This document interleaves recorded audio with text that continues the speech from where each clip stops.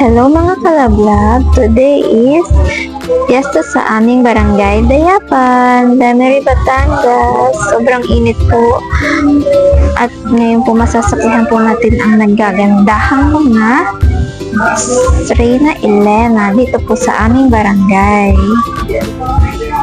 Yan. Siyempre, kailangan na ng rescue in case po na may mahimatay or ma-dehydrate dahil dyan sa pagsagalang niya. Diyos ko po.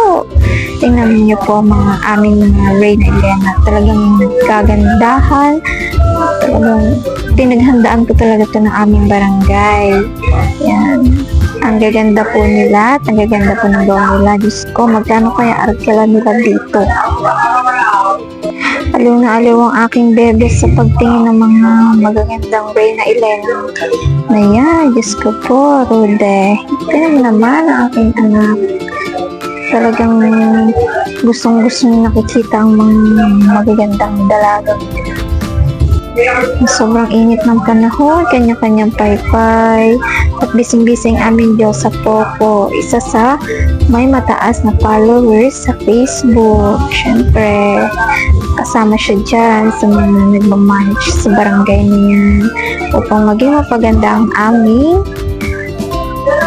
fiesta dito sa aming barangay, Dayapan. Yes, yan, ang gaganda po nila, super.